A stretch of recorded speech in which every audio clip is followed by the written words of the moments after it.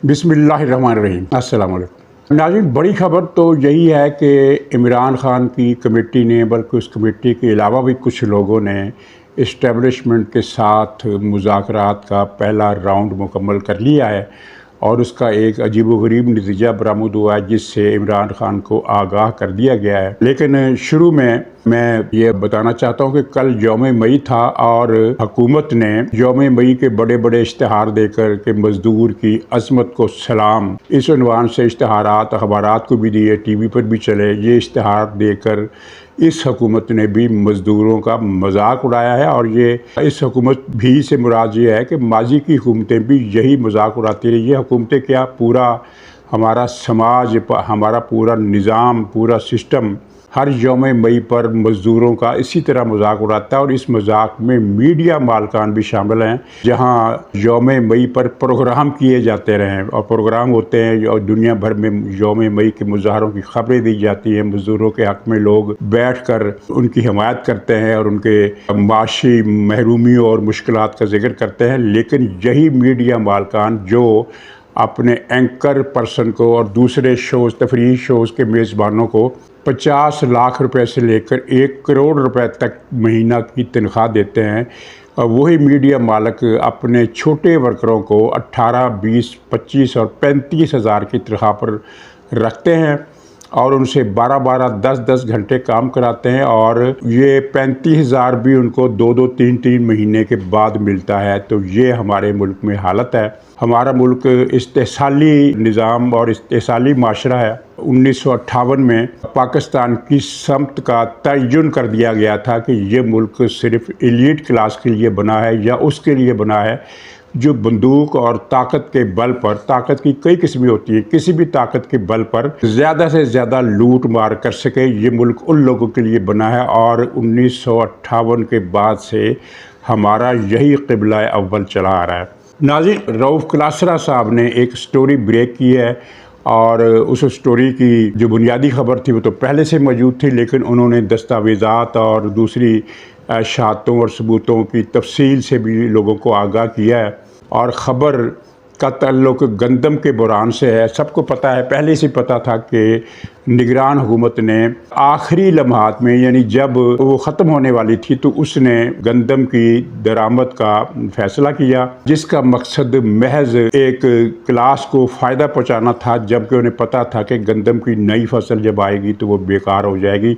और वही हुआ। इसके नतीजे में जहां पाकिस्तान के कौमी ख़जाने को बहुत ज़्यादा नुकसान पहुंचा, वही पंजाब के ख़ास तौर पर पंजाब के किसान जो थे वो तबाह हो गए। उनको 300, रऊफ़ क्लासरा साहब ने जो एस्टीमेट लगाया है वो 365 अरब रुपए का नुकसान किसानों को पहुंचा है। और गंदम की जो दरामद की गई वो अब वाफर मिकदार में दस्तयाब है और जो पंजाब के किसानों ने ख़ास तौर पर गंदम पैदा की वो अब बेकार पड़ी हुई है और हुकूमत उसे ख़रीदने की ताकत नहीं रखती। ये एक बहुत बड़ा बहरान, इससे पहले इस तरह का बहरान गंदम का पैदा नहीं हुआ था कि पंजाब की सारी किसान बरादरी जो है, आबादी जो है, वो पंजाबी मुहावरे के मुताबिक रूल कर रह गई है।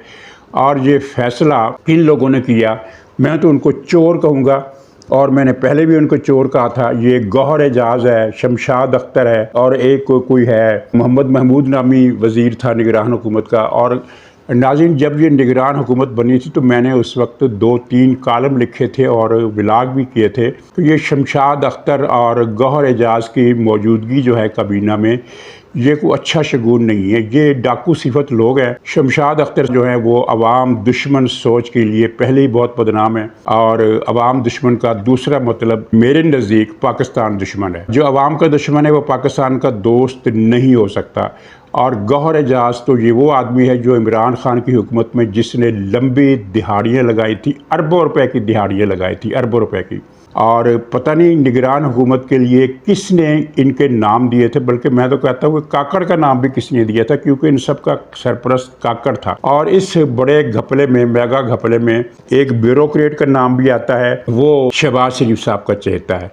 अब अगर शहबाज शरीफ साहब को अगर वो बाइख्तियार वज़ीर आज़म है और उनको आवाम का दर्द भी है, तो उनको चाहिए कि ये दोनों चोरों शमशाद अख्तर और गौहर एजाज की गिरफ्तारी का आर्डर जारी करें और उन पर मुकदमा चलाएं और इनकी सज़ा फांसी तो ज़ाहिर नहीं बनती, पाकिस्तान में फांसी की, करप्शन पर फांसी की सज़ा ही नहीं है, लेकिन करप्शन के जुर्म में इनको जो मिनिमम सज़ा या मैक्सिमम सज़ा बनती है वो इन्हें दी जाए। और इन्होंने सिर्फ करप्शन नहीं की बल्कि मुल्क दुश्मनी भी की है, डाका डाला है, मुल्क को बर्बाद किया है, कौमी ख़जाने को बर्बाद किया है। वैसे ये अजीब बात है कि निगरान हुकूमतों के लिए नाम फाइनल किसने किए थे? काकड़ हुकूमत वफाक में खाना ख़राब कर गई मईशत का और आवाम का, और पंजाब की जो निगरान हुकूमत थी वो पंजाब का ख़जाना खाली कर गई। अगर पंजाब के ख़जाने में कुछ होता तो शायद थोड़ी बहुत गंदम ये पंजाब हुकूमत ख़रीद पाती, लेकिन अभी तो हमें कोई ऐसा इशारा नहीं मिल रहा जिससे पता चले कि पंजाब की हुकूमत गंदम ख़रीद रही है। और किसान जो है वो ज़ाहिर है किसको बद्दुआएं देगा। किसान शमशाद अख्तर को नहीं जानता, ना ही वो गौहर एजाज को जानता है, ना ही वो काकड़ को जानता है। वो तो शहबाज शरीफ साहब को जानता है और मरियम नवाज़ साहबा को जानता है। तो वो उसकी जो बद्दुआएं हैं उनका रुख इन्हीं की तरफ होगा। हालांकि कम से कम मरियम नवाज़ का इसमें कोई हाथ नहीं है, कोई अमल दखल नहीं है। और ये तो पंजाब और वफाक की जो निगरान हुकूमतें हैं इन्होंने ये मुल्क दुश्मनी की है, अवाम दुश्मनी की है। और वो ज़िम्मेदार वो लोग भी हैं जिन्होंने निगरान हुकूमतों के लिए इन चोरों को मुंतखब किया कि ये निगरान हुकूमत चलाएंगे। वो काकड़ साहब तो अब चैन की बंसरी बजा रहे हैं, काफ़ी माल उन्होंने भी लंबा कमाया है, सुना गया है। अच्छा खैर, हम अपने मरकज़ी मौजू की तरफ आते हैं। नाज़रीन, इमरान खान ने जो कमेटी बनाई परसों 3 रुकन की, जिसमें गुंडापुर और वो शिबिली फराज, और पता नहीं लोग शिबिली फराज का नाम सही क्यों नहीं लेते। कल ये एक साहब ने मुझे कहा वो जो शुरली फराज है, शुरली का पता नहीं क्या मतलब होता है। तो बहरहाल, और वो अयूब खां, फील्ड मार्शल अयूब खां, पाकिस्तान का पहला गद्दार, पहला बड़ा गद्दार, उसका जो पोता है उमर अयूब, ये 3 लोग जो हैं ये कमेटी इन्होंने बनाई थी। लेकिन ये जो बैकडोर मुज़ाकरात का अमल था ये इस कमेटी के बनने से पहले ही शुरू हो चुका था। और 3-4 दिन पहले की ये बात है जब ये पहला दौर शुरू हुआ, और कमेटी का ऐलान होने के बाद ये पहला दौर मुकम्मल हुआ और उसका जो नतीजा बरामद हुआ उससे भी इमरान खान को आगाह कर दिया गया। मुज़ाकराती अमल में दूसरी तरफ से इस्टेब्लिशमेंट का कोई ओहदेदार शरीक नहीं था, बल्कि वो लोग शरीक थे, मैं इशारतन कहता हूँ कि वो लोग शरीक थे जिनके पास एक महदूद मैंडेट है कि वो 2 तरफ़ा पैगाम रसानी कर सकें, इस तरफ का पैगाम उस तरफ पहुँचाएँ और उस तरफ का पैगाम इस तरफ पहुँचाएँ। इससे अलावा उनके पास कोई मैंडेट नहीं है। तो इस कमेटी का और पीटीआई के कुछ दूसरे रहनुमाओं का तकरीबन 2-3 आदमी और थे, यानी गोया कि ये 6 आदमी थे जिन्होंने इस मुज़ाकराती अमल में हिस्सा लिया और उन लोगों को पैगाम पहुँचाया। और इस पैगाम का खुलासा ये था जो मैंने बता दिया कि उसमें कुछ कई पेशकशें और यकीन दहानियाँ भी शामिल थी। तो वो पैगाम उन्होंने उनको पहुँचाया और उन्होंने फिर जब ऊपर पैगाम पहुँचाया तो उसका नतीजा ये निकला जो बड़ा दिलचस्प है और इबरत अंगेज़ भी है कि ऊपर से जवाब ये आया कि आइंदा से ये पैगाम हम तक आपने नहीं पहुँचाना। यानी आप पैगाम पहुँचाने के मजाज तो हैं, लेकिन इस फरीक का, जिसके लिए कुछ मनफी अल्फाज भी इस्तेमाल किए गए, कहा कि इस फरीक का पैगाम आपने सुनना ही नहीं है आइंदा से। यानी ये नहीं कि सुनना है और फिर हमें नहीं बताना, बल्कि आपने भी नहीं सुनना है। और अगर कोई ज़बरदस्ती आपको कोई बात पहुंचा दे, मसलन बाज़ बात कोई ऐसा आदमी, मसलन कोई रिटायर्ड लेफ्टिनेंट जनरल उस आदमी से मिलता है जो छोटे लेवल का है और उसके पास मैंडेट ऊपर बात पहुँचाने का है, तो वो आदमी उसको इनकार नहीं कर सकता कि भाई मैं तुमसे नहीं मिलता, ये उसके लिए मुश्किल होगा। तो अगर ऐसी सूरत पैदा हो तो आपने उस पैगाम को सुनकर वही ख़त्म कर देना है, यही यानी वही गड़ा खोद कर उसको दफन कर देना है। तो इस पैगाम के नताइज से इमरान खान को कल आगाह किया गया पूरी तफसील के साथ, जिसके बाद फिर वो गज़ब में आ गया, गैज़ो गज़ब में आ गया। और गैज़ो गज़ब में आने का मतलब ये होता है कि मायूसी और डिप्रेशन का एक शदीद दौरा। जो लो ब्लड प्रेशर के मरीज़ होते हैं वो सदमा अंगेज़ ख़बर सुनकर चारपाई पर लेट जाते हैं, उनके अज़ा काम करना छोड़ देते हैं कुछ देर के लिए, यानी वो उन पर एक सदमे किसी कैफियत, जिसे पैसिव किस्म की कैफियत होती है, वो तारी हो जाती है। और जिनका ब्लड प्रेशर हाई होता है वो फिर गैज़ो गज़ब में आकर तरह तरह की खुराफात और अफवात बकते हैं। और इमरान खान तो जब से जेल में गया है, जेल के अमले के साथ अफवात बक रहा है। तो कल उसके बाद उसने मुश्तिल होकर बयान दिया कि देखो नवाज शरीफ के साथ क्या अच्छा सलूक होता था जब वो जेल में था, और मेरे साथ क्या सलूक हो रहा है। तो ये उसको अच्छा सलूक, नवाज शरीफ के साथ होने वाला अच्छा सलूक है, जो जिसकी तफसील आप जानते हैं। तो नवाज शरीफ के साथ होने वाला अच्छा सलूक उसको यकायक जो याद आया है, तो उसके पीछे ये मुज़ाकरात के नताइज की रिपोर्ट है जो उसको पहुँचाई गई है। और इमरान खान को इसके अलावा भी एक सदमा झेलना पड़ा है। वो ये था कि उसको यकीन था, और उसको यकीन दिलाने वाले कौन थे? पीटीआई के रहनुमा, वो रहनुमा जो इमरान खान से जेल में जाकर मुलाकातें करते हैं। उन्होंने रिपोर्ट दी थी अंदाज़े की बुनियाद पर नहीं, बल्कि यकीन की बुनियाद पर, कि फ़ौज और मुस्लिम लीग नून का जो सांझ है ये अब चलने वाला नहीं है, और किसी भी वक्त इनका धमाका हो सकता है। और उसकी बुनियाद पर पीपल्स पार्टी ने तो खैर ये कहा था ना कि नवाज शरीफ साहब 6 महीने बाद शहबाज शरीफ को वापस बुला लेंगे। लेकिन पीटीआई के रहनुमाओं ने जो रिपोर्टें दी हैं, और ज़ाहिर ये रिपोर्टें जो हैं ये बाहर आई जाती हैं, वो रिपोर्टें ये थी कि 2-2.5 महीने से ज़्यादा ये सिस्टम नहीं चलेगा। आपस में तलखी बहुत बढ़ गई है, और तलखी बढ़ने की इनके पास कोई दस्तावेज़ात या कुछ सबूत नहीं थे। तलखी बढ़ने का जो इन्होंने गैस किया, जिस पर यकीन भी कर लिया, उसकी बुनियाद सिर्फ ये कहानी थी कि नवाज शरीफ साहब जो थे वो इस हुकूमत से मुतमईन नहीं थे, और अपनी निजी महफिलों में उन्होंने इशारे दिए थे कि वो शहबाज हुकूमत की कारकर्दगी से और उसके बेइख्तियार होने से मायूस है। तो इस नवाज शरीफ साहब के इन रिमार्क्स, और फिर टीवी पर जो मुस्लिम लीग नून के लीडर बातें करते रहे, उनकी बुनियाद पर पीटीआई की इन लीडरों ने अपनी इन्वेस्टिगेटिव रिपोर्ट जो थी वो बनाकर इमरान खान की खिदमत में पेश कर दी। और अब उन्हीं ने फिर इमरान खान को जाकर बताया है कि वहाँ तो मामला यानी वो एक पेज पर आ गए हैं, और इसहाक डार को भी नायब वज़ीर-ए-आज़म बना दिया, राना सनाउल्लाह साहब को मुशीर सियासी उमूर बना दिया है। तो उसके बाद इमरान खान की डिप्रेशन में इजाफा हुआ और उसने ये बयान जारी किया। अच्छा नाज़रीन, ये है मुज़ाकरात की हकीकत। लेकिन आगे क्या होने वाला है? आगे के लिए मुज़ाकरात का दरवाज़ा जो है उधर से उन्होंने बंद कर दिया, और जो अगर हम अवामी ज़बान इस्तेमाल करें तो गोया कि उन्होंने मुज़ाकराती दरवाज़े को कुफल लगाकर पहले तो ताला लगाया, फिर ताले पर एल्फी लगाई, और फिर दरवाज़े के बाहर कांटों से भरी झाड़ियाँ भी खड़ी कर दी कि कोई इन 3 हसारों को अबूर करके मुज़ाकराती दरवाज़े के अंदर आने की कोशिश न करे। ताला, एल्फी और फिर कांटों वाली झाड़ियाँ। लेकिन अब ये मलक रियाज ग्रुप ऑफ मीडिया हाउसेस, जियो हो गया, दुनिया हो गया, और ARY हो गया, पता नहीं 5-6 और भी हैं, ये क्या रिपोर्टें देंगे? इन पर बैठे हुए जो लोग हैं, वो आदिल राजा तो खैर में नहीं बैठा हुआ, लेकिन आदिल राजा इनका सरबराह है। और फिर नीचे आपके इल्म में मुईद पीरज़ादा है, वहाँ अमेरिका में बैठा हुआ शाहीन सहबाई है, वो हैदर मेहदी है, और वो उरिया मकबूल जान है, हारून रशीद है, काशिफ अब्बासी, पता नहीं कितने लोग हैं जिनके नाम भी आपको याद हो सकते।